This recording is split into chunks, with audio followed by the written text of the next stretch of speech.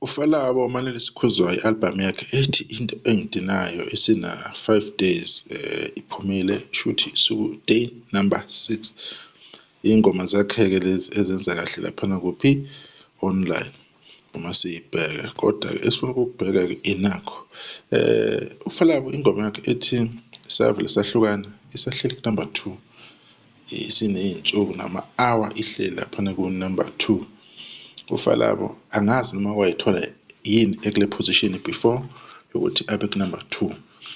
Kunensizwa laphana ibambile ku-number 1 elokhu iqhoqhobele since lokhu waphuma-ke i-EP kaMthandeni le eyaphuma kabuhlungu laphaya online, kodwa-ke ibambile leyo nsizwa leyo kuthiwa iy'ntaba zokhahlamba featuring uShengo Sehlalankosi naye kumjolisi album yakhe lokhu yaphuma ngeyi-10 seliphelile ifika I'm sure ina 8 days or more, ihleli ngo-1.6 million ama-views, ihleli number 1.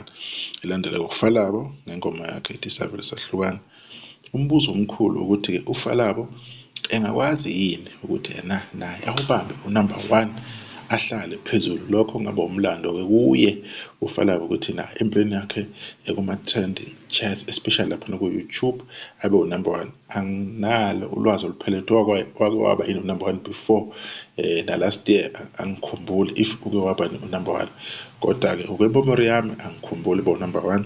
Bekuba into enkulu-ke leyo nenhle kakhulu leyo ukuthi abe u-number 1, kodwa ingoma yakhe kuzodependa ukuthi abantu bayistreama kanjani, bayidlala kanjani, iphusha kanjani. Nabo ubuhle be-album nobe single.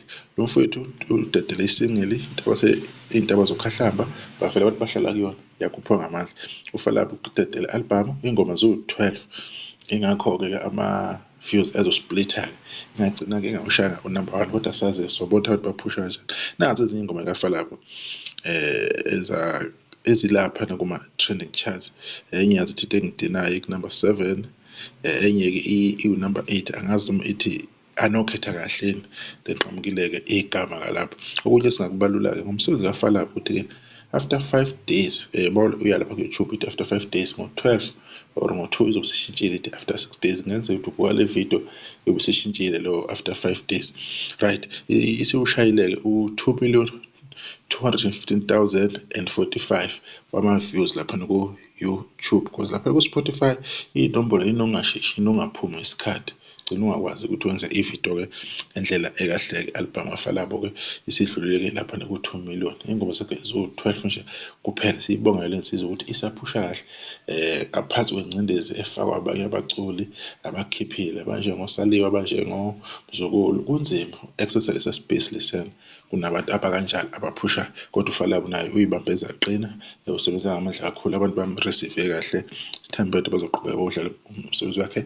Ingoma zakhe eziwu-3 zilaphana kuma-streaming chart.